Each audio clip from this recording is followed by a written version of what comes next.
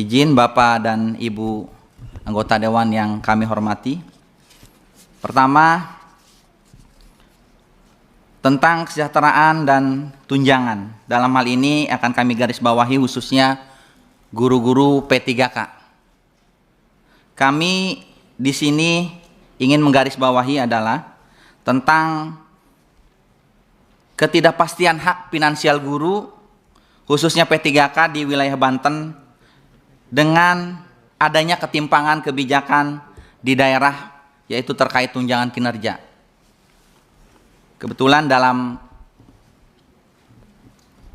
tahun 2026 ini kami ingin menyampaikan bahwa kami secara Undang-Undang ASN nomor 20 tahun 2023 yang seharusnya mendapat gaji dan tunjangan yang sama dan setara sesama ASN, P3K dan PNS ini mengalami diskriminasi.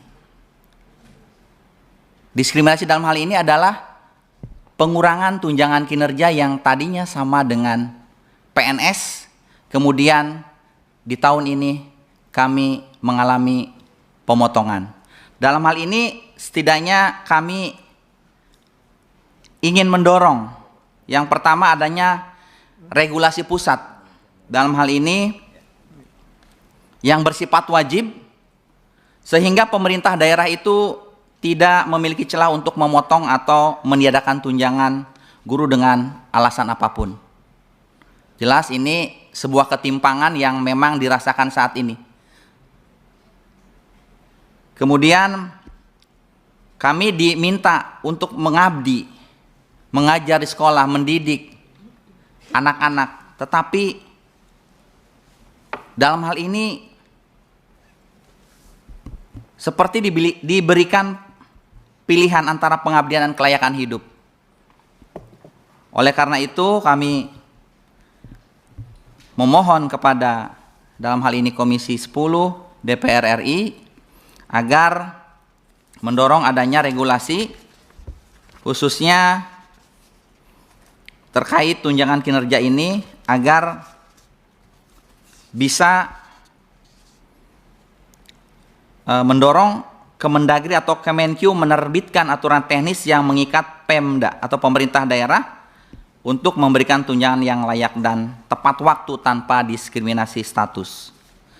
Kemudian yang kedua, tentang kejelasan jenjang karir. Mengenai hal tersebut, alhamdulillah kami sudah merasakan itu dengan tidak dilibatkannya kami dalam seleksi bakal calon kepala sekolah dan bakal calon wakil kepala pengawas sekolah, mohon maaf. Untuk teman-teman P3K secara aturan Permendikdasmen nomor 5 tahun 2025 mengakomodir akan hal tersebut.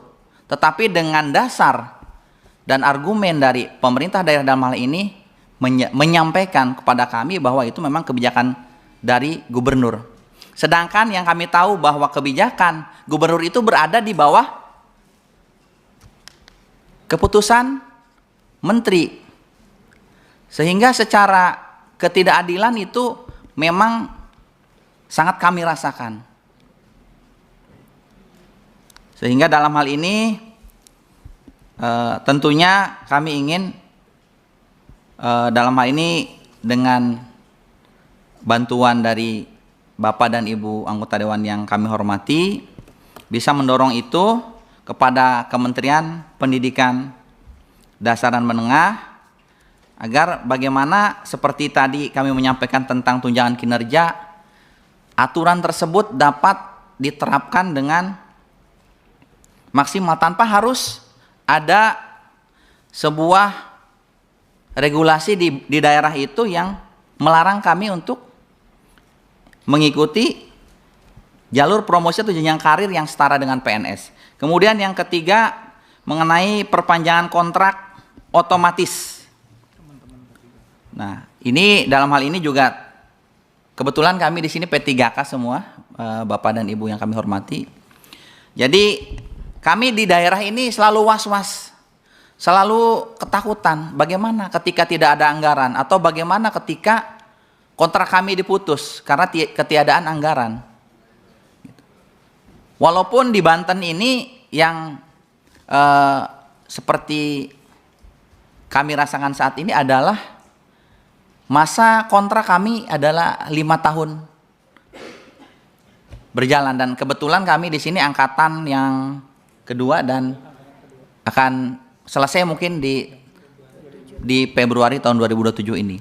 Sehingga dengan mengusulkan sistem masa kerja ini sampai batas usia pensiun tanpa perlu adanya evaluasi kontrak berkala yang sering menimbulkan kecemasan administratif. Jadi tetap untuk masalah BUP ini, batas usia pensiun ini, kami memohon agar kontrak sampai batas usia pensiun. Kemudian ketika ada kendala-kendala mungkin di bawah ataupun di lapangan terkait dengan pelanggaran-pelanggaran, kedisiplinan dan sebagainya, itu tentunya kami sangat menghormati, menghargai bagaimana pemerintah daerah nanti untuk menegakkan aturan-aturan tersebut. Terima kasih banyak Ibu Pimpinan yang saya hormati, kawan-kawan Komisi 10 yang saya hormati, Forum Guru Banten, FGB, dan API serta seluruh Bapak Ibu yang saya muliakan. Assalamualaikum warahmatullahi wabarakatuh. Pertama tentu kami merasa sangat terkesan dan bersyukur banyak memberikan informasi-informasi tentang kondisi-kondisi khususnya yang ada di Banten. Pertanyaan saya yang pertama Pak, itu ada P3K dan P3K paruh waktu yang ada di Banten itu ada berapa jumlahnya Pak kira-kira?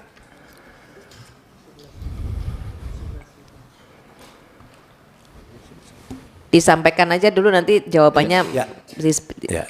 bersamaan dengan yang lain ya Pak Latif. Kemudian tadi sudah disampaikan juga mengenai pertama adalah diskriminasi ataupun adanya ketimpangan, yaitu kita maklumi. Tetapi perlu juga diketahui bahwa semua ini kalau misalnya masalah PNS, gaji itu kan diatur oleh Perpres. Perpres kalau nggak salah nomor 10 tahun 2024. Dan kalau P3K nomor 11 tahun 2024. Jadi memang sudah diatur masalah itu.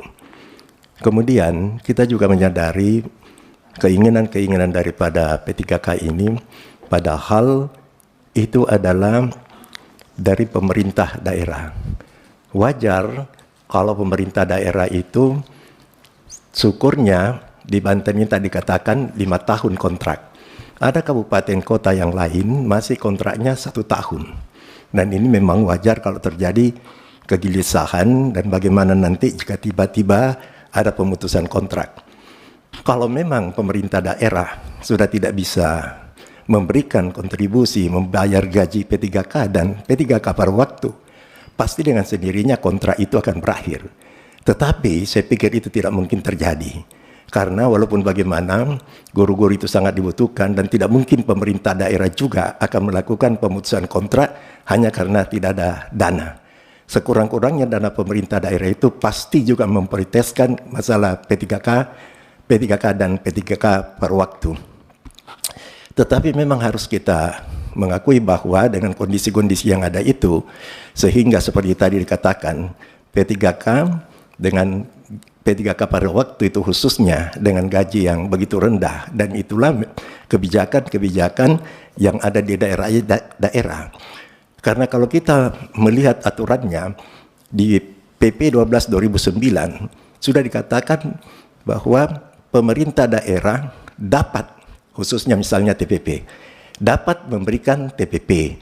Jadi kata dapat itu juga bisa dikatakan tidak dapat. Dan banyak daerah, kabupaten, misalnya di dapil kami itu TPP-nya justru bukan berkurang, bahkan tidak diberikan, tidak mendapatkan. Karena memang aturannya ada kata dapat. Tetapi kita juga prihatin, tapi saat ini pimpinan sudah berusaha semaksimal mungkin untuk melakukan yang terbaik.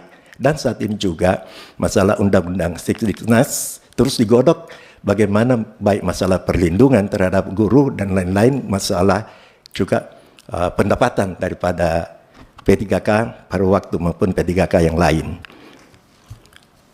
Saya pribadi Apa yang Ibu rasakan memang kami juga merasakan. Di dapil kami juga mengalami hal yang demikian. Dan ada juga tadi disampaikan masalah ada keraguan. Ada keraguan dan keinginan agar kontrak itu bisa sampai pada jangan ditentukan sampai 5 tahun. Dan memang ini yang biasa sering menjadi bumerang bagi P3K karena ada keraguan tiba-tiba tidak perpanjangan kontrak, tetapi menurut saya ini jangan terlalu difikirkan dan dirisaukan karena saya juga yakin pemerintah daerah akan berusaha tidak akan ada pemutusan masalah kontrak. Kemudian tadi juga ada keraguan-keraguan takut misalnya dimutasi ataupun misalnya akan dipecat dan lain-lain. Itu tidak semudah itu. Memindahkan yang saya tahu, memindahkan seorang guru baik P3K akan dimutasi itu harus juga melalui pertek teknis dari BKN. Jadi tidak semudah begitu, Bu. Bahwa ada ingin dipindahkan, ingin dimutasi, tidak semudah itu karena itu juga harus melalui pertek dari BKN. Nah, apa yang Bapak Ibu ragukan, risaukan tentang P3K ini, pimpinan kami di Komisi 10 juga belum Ibu pikirkan, Bapak pikirkan, semua kami sudah berpikir apa yang terbaik untuk P3K dan P3K per waktu. Tetapi memang kondisinya inilah yang mengakibatkan ada rasa-rasa kita juga dengan P3K. Kalau kan P3K itu sudah mengikuti ya, PNS dan gaji sudah bagus. Sertifikasi juga sudah oke. Tetapi yang masih paruh waktu, sertifikasinya masih 2 juta, dan bahkan honornya kami pahami. Di dapil kami itu ada yang cuma 300.000, ada 400.000. Dan insya Allah pimpinan kami tetap berusaha memberikan terbaik untuk P3K dan P3K per waktu. Terima kasih pimpinan. Assalamualaikum warahmatullahi wabarakatuh.